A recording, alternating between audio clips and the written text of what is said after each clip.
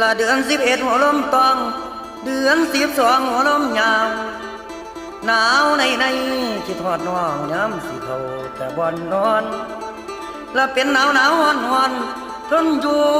บ่มีไหวตัดสินใจวางงาน